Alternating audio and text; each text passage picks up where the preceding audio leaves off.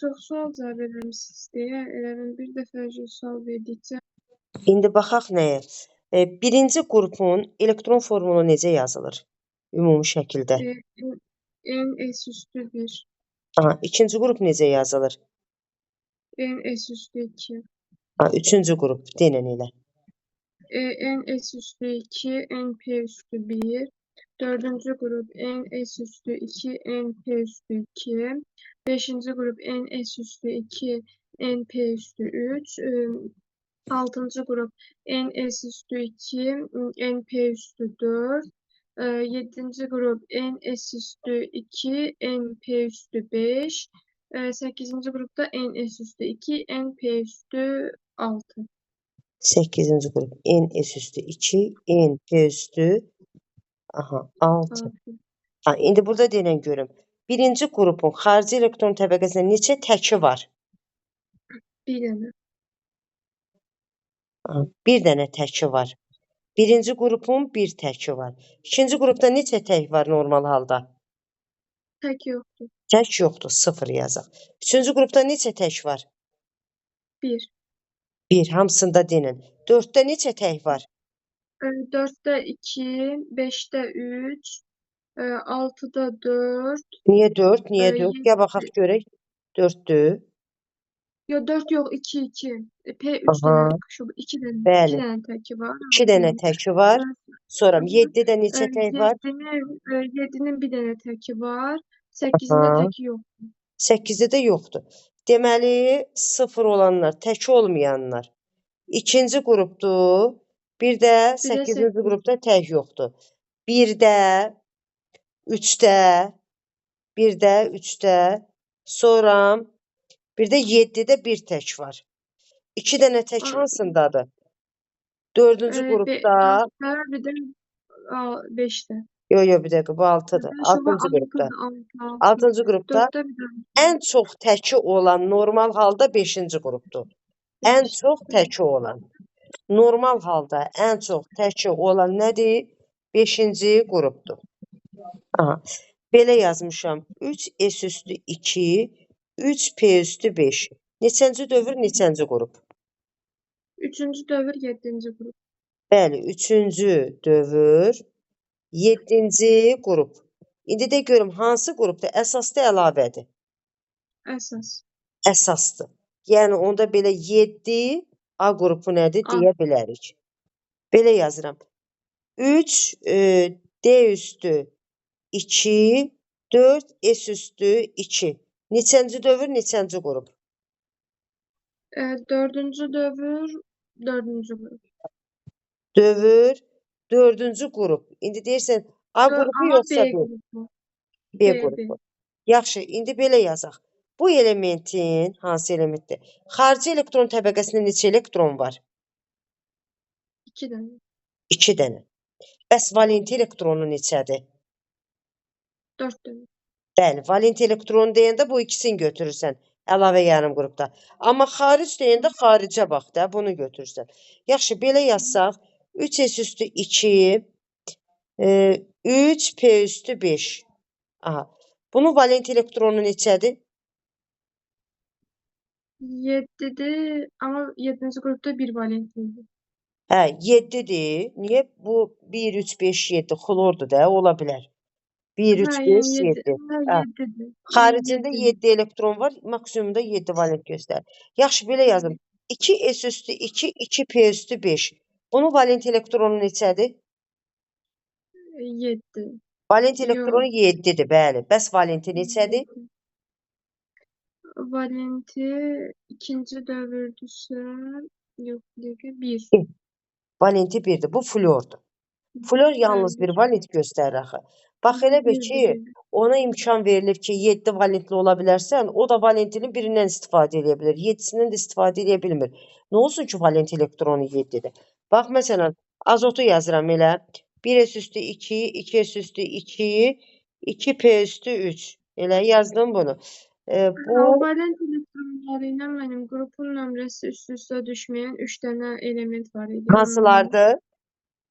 Flordur, oksigendə azotdur. Bəli, fon. Yadımızda saxlayırıq. Flor, oksigen, azot. valent elektronu ilə valenti üst-üstə nədir? Düşmür. Düşmür. Deməli, azotun valent elektronu 5-dir, ancaq maksimum neçə valent göstərir? 4 valent 4 göstərir. valent. Yaxşı, yazıram belə 3s üstü 2, 3p üstü 3. Bu neçə dəfə həyəcanlana bilər? Deməli, P'si 3'dür. Yox, bir dəqiqə. Bir dəfə. Bunu yazaq. Nəyə görə bir dəfə həyəcanlana bilir? Çünki bir dənə cüt elektronu var. O da 3s üstü 2-dədir. Boş diyarbitalı da var. O S-dəki cütün biri gedir deyə bir dəfə həyəcanlana bilir. Yaxşı, həyəcanlanma üçün neçə şərt lazımdır? Cüt elektron olmalıdır. Xarici səbədə cüt elektron olmalıdır. Elektron, Bir də boş diorbital olmalıdır. boş orbital. Boş Boş orbital orbital. olmalıdır ki, nədir? O həyəcanlana Həyəcanlana bilsin bilsin. elemental. Hansı elementlərin elektron formulu fərqli yazılır? Xromun, bir də kuprumun. Xrom 24'dür, kuprum 29'dur. Bunlarda 4s üstü 2 yox, 4 xarici təbəqəsində 1 elektron olur. Yəni 4s üstü 1 şəklində 4 yazılır. üstü 1, 3 deyə nə yazılır xromda? 5. 5. İndi xromda normal halda neçə tək elektron var? 6. 6 tək. Bunun 5'i buradadır. 5 dənəsi D'dədir, bir dənəsi də S-dədir. 3, 4, 5. Biri də nədir? Buradadır. İndi bu xroma biz S elementi deyə bilərik. Xeyr. Çünki bu əlavə yarım qrup elementidir. Yaxşı, belə deyək. Misdə necə yazılır? Misi də deyək. Misdə də 3D üstü 10, 4S üstü 1. 4 üstü 1. İndi qulaq as. Mis birləşmə əmələ gətirir. Tutaq ki, mis 2O. Hansı valentindən istifadə eləyib? 1 valentindən. İndi buradakı elektron buradan gedəcək, yoxsa buradan? Bir dəqiqə. D'dən.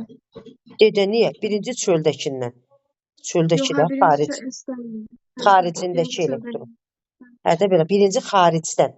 Xaricdəkin gəlir, məsələn, tutaq ki, oksigen gəlir misdən elektron qoparmağa. Birinci xaricdəkin verər də. 1. Amma yaxşı, belə olsa, miso. Burada 2'dir. Bir dənə S-dən gedir, bir dənə də Biri D'dən. buradan, biri də buradan. Deməli, 2 dənə elektron getdi. Belə. İndi yaxşı, dəmiri yazım. 26, 4s üstü 2, 3d üstü 6. İndi dəmir o birləşmədə hansı valentindən istifadə edir? Hansı elektronlardan? 2 valentlidir. Bir dənəsi S-dən gedir, bir dənəsi də D'dən.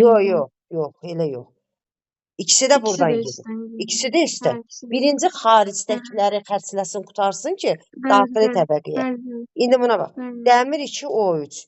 İkisi buradan gedir, biri buradan gedir. İkisi S-dən gedir, biri D'dən. Aha, başa düşdün bu hissəsində? Bəli. Aha.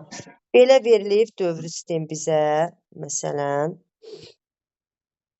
Verilib X, bura verilib Y, burada verilib tutaq ki Z. Elə. İndi qulaq as. Bizə deyir ki, bunların protonlarının cəmi tutaq ki deyirəm 30-a bərabərdir. Mən bunu nətər yazacağam? Deməli, X-in protonu A-dır. Bu A-dırsa, Y-inki A üstə gələk 3-dür. Aha. Z-inki də A üstə gələk, deməli 8 gələk. Bura A üstə gələk 2-dirsə, A üstə gələk 10-dur.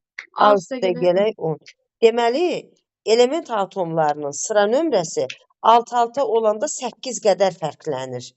Bax, məsələn, 8 qədər fərqlənir. Misal üçün deyirəm.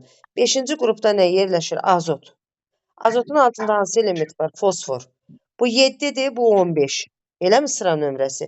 7-nin üstünə 8 gəlir. Məsələn, 6-cı qrupda nə var? Oksigen. Oksigenin sıra nömrəsi 8-dir. Kükürt var onun altında yerləşən, eləmi? 16. Nə qədər fərqlənir? 8 qədər fərqlənir. Deməli, elementlər alt-alta olanda bir-birindən 8 qədər fərqlənir. İndi bunların... Yəni, o da... Deyil. Yəni, deyirdim ki, onu da hansı məntiqə görə gedirik? Bir dənə dövrümüz 8 qrupdur. Ondan bir dövr aşağıda olması üçün 8 dənə qrupu keçib gəlib o həmin ona Bəli, çatmalıdır. bir-birinin altında nədir? Yerləşir. İndi gəl bura baxaq görək. Hı. Sıra nömrələrinin cəmi A, üstə gələk A plus 3, üstə gələk A plus 10. Məsələn, özümdən bir rəqəm demişdim də mən. Tutaq ki, nə demişdim? 3A da bərabərdir 18-ə, A da bərabərdir 6-ya. Aha, deməli bunların cəminə əgər bayaqları 30 demişdim.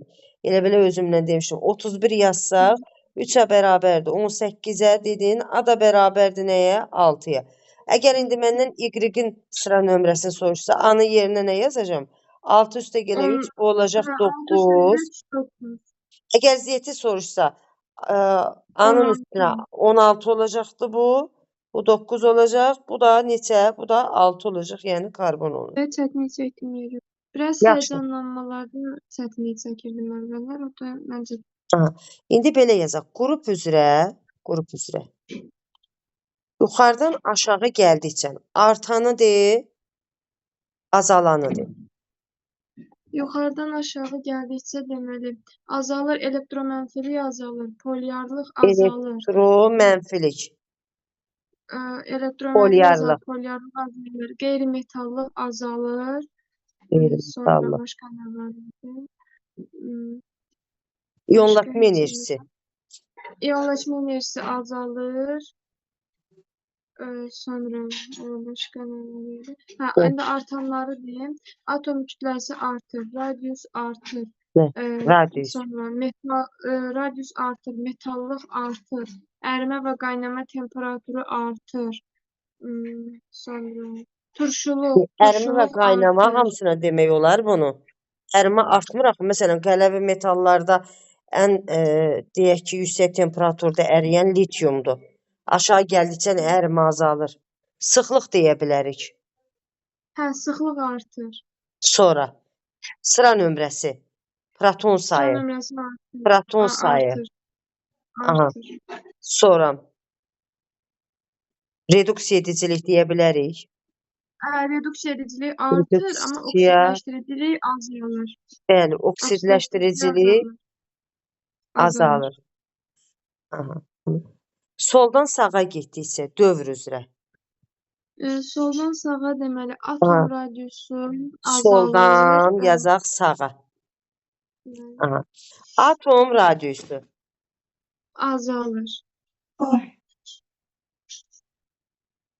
radiusu azalır. Sonra soldan sağa get. Atom radiusu niyə azalır? Çünki təsirsiz qazlara doğru gedir. Yox, nüvə yazaq da nüvə yükü artır. Nüvə yükü artır. Cəzb olunma artır. Ona görə də atom radiusu radius azalır. Azalır. Ha, belə. Sonra dedin ki, radius azaldı. Oksidləşdiricilik oksidləşdiricilik artır. artır. Bu sağda fluoru yadında saxla da. Fluor həm qüvvətli qeyri-metaldır, həm oksidləşdiricidir, həm radiusu azdır. İyonlaşma enerjisi böyükdür fluorun. Çünki o nədir? Ondan elektron qoparmaq olmur axı. Yüksək enerji lazımdır ki, ondan elektron nədir? Qoparasın. Deməli, fluora aid olanlar sağdadır. Sağa doğru getdikcə qeyri-metallıq artdı, radius azaldı, oksidləşdiricilik artdı, elektromənfilik artdı, reduksiya edicilik azaldı. Soldan sağa getdikcə nüvənin yükü artdı, sonra deyək ki, kütlə artdı, belə. Soldan sağa doğru getdikcə. Deməli, lityum, natrium, kalium, ribidium, sezium, fransium. Bax, lityumdan başqa hamısı bıçaqla kəsmək olur. Lityum bərkdir. Bərk. Lityum daha da. Hə, deməli o bərkdirsə, əriməsi daha çoxdur. Ərimə daha çoxdur yuxarıda. Çünki o bərkdir, o bərki əritmək üçün yüksək temperatur lazımdır. Yuxarıdan aşağı gəldikcə metallıq güclənir. Metallıq. Radius artıraq ona görə. Radius artır. Radiusu artdıqca metal niyə güclüdür? Elektronu tez verir. Elektronu tez verir. Sonra yuxarıdan aşağı gəldikcə, yuxarıdan aşağı ərimə azalır. Elə bir ki, yuxarıdan aşağı gəldikcə daha çox yumşalır. Yumşağı da əritmək daha aşağı temperatur tələb eləyir. Ərimə neynir? Azalır. Sonra, amma sıxlıq artır. Bu səni çaşdırmasın. Sıxlıq artır. Hə, sıxlıq çünki kütlə Hə, artır, kütlə artdığına görə də bəli. sıxlıq artır. Sıxlıq artır. Sonra burada nə var idi? Deməli, belə yazılıb. 4S üstü 1, 4S üstü 2. Bir də bu ikisində metallıq hansında güclüdür? Metallıq 4 bir dəqiqə S üstü 1 birinci qrupdur. S üstü 1-də. Aha, deməli belə deyirik. Metallıq güclü olması üçün birinci radiusa bax. Radius ikisində də eynidir. Hansında elektron azdırsa o daha tez elektron verir də. Elə bir ki, bir elektronu qoparmaq üçün az enerji lazımdır. İkisini qoparmaq üçün daha çox enerji. Az enerji ilə tez qopan, elektronu tez qopan metal daha qüvvətli metal hesab olunur. İndi belə yazaq. 4S üstü 2, 3D üstü 5, 4D üstü 2. Hansı daha qüvvətli metaldır? 4S üstü 2. Aha, əsas yarım qrup metalları əsas əlavədən qüvvətlidir. Yaxşı, belə olsa 3S üstü 2, 3P üstü 4, bir də 3S üstü 2, 3P üstü 5. Hansı daha qüvvətli qeyri-metaldır? Hansı daha qüvvətli qeyri-metaldır? Bir dəqiqə. 3S üstü 2, 3P üstü 5. Bəli, bu daha qüvvətlidir. Birinci nəyə baxırıq? Dövrlərə baxsan, dövrü ən kiçik olan daha qüvvətli qeyri-metaldır. Burada dövrlər eynidir deyə elektronun sayına baxırıq. Elektronu daha çox olan daha qüvvətli nədir? Qeyri-metaldır. Yaxşı, belə yazsaq 3S üstü 2, 3P üstü 5, 3S üstü 2, 3P üstü 6. Hansı daha qüvvətli qeyri-metaldır?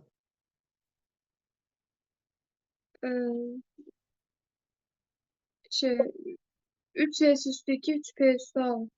Niyə? Bu Təsirsiz təsirsiz qaz Yox, daxı gözü? təsirsiz qazdır. Hə. O təsirsiz qazdır. Elə 3S üstü 2, 3P üstü 5-dir. Aha, belə şeylərdə diqqətli olmaq lazımdır ki, bu təsirsiz qaz nədir? Olmasın. Təsirsiz qazsa o reaksiyaya girmə qabiliyyəti yoxdur. Ona görə xlor nədir bu? Arqondan nədir? Qüvvətlidir. Çünki bu arqondur, bu da xlordur. Metalların xaricində neçə elektron olur? Metalların xaricində Əsas yarım qrup metallarının. 2, 3-cü qrupda da 3. Onda deyirik metalların xaricində 1, əsas yarım qrup. 2, 3 olur. Xaricində 4, 5, 6, 7, 8 təsir qazlarda qeyri-metallar içərisində verir axı. Olan elektron nədir? Qeyri-metallara. Bu əsas yarım qrupa aid da. Əlavə yarım qrupda, məsələn, əlavə yarım qrupda metallarda belə deyək, xarici elektron təbəqəsində, tutaq ki, əlavə yarım qrup nə yazaq? 3 S üstü, 4 S üstü 2, 3 D üstü 5. Bunun valent elektronu 7-dir, yox, xaricində 2 elektron olur. Biz bayaq dediyimiz əsas yarım qruplar üçündür. Metalların xaricində 1, 2, 3 elektron olan bu əsas yarım qrupa nədir? Aiddir. Bax, tutaq ki, belə verilibdir, atom verilib. 1, 2, aha, xaricində 2 dənə elektron var. O, daxili təbəqədə də 8 elektron var. 1, 2, 3, 4, 5, 6, 7, 8. Burada da 2 elektron var. Burada verir Y1, Y2, bir də Y3. Sonra yazılıb ki, Y3 çox-çox böyükdür Y2-dən. Bunun haqqında nə deyə bilərsən? Ümumiyyətlə, bu nə deməkdir? O, yəni daha elektron mənfilənirdir. Yox, qulaq as gör nə deyirəm. Bu Y1, Y2, Y3 iyonlaşma enerjisidir. Bir elektronu qoparmaq üçün Y1 qədər. İkinci elektronu qoparmaq üçün Y2 qədər. Y3 əgər çox-çox böyükdürsə, Bu o deməkdir ki, daxili təbəqədən söhbət gedir. Y3 bu o deməkdir ki, bax, bir dənə elektron qopardanda Y1 qədər, 2 dənə elektron qopardanda Y2 qədər enerji sərf olunubdur. Deməli, bu elementin xarici elektron təbəqəsində 2 dənə elektron var. Əgər Y3 çox-çox böyükdürsə Y2-dən, artıq bu daxili təbəqənin göstəricisidir. Yəni, bu o deməkdir ki, bu element ikinci qrup elementidir. İkinci qrup. Bir dənə elektronu qoparmaq üçün Y1 qədər, 2 dənə elektronu qoparmaq üçün xaricində olan Y2 qədər. Əgər Y3-də verilibsə, bu o deməkdir ki, çox-çox böyükdür də verilibdir. Çünki daxili təbəqədən elektron qoparmaq daha çətindir axı, daha yüksək enerji tələb eləyir. Ona görə də bizdə bu Y3-ün çox-çox böyük olmasına daxili təbəqəyə keçməsini göstərir və göstərir ki, bunun elektronlarının qopması üçün 2 dənə enerji sərf olunub, 2 cür. Bu da onun xaricində 2 dənə elektronun olmasını göstərir.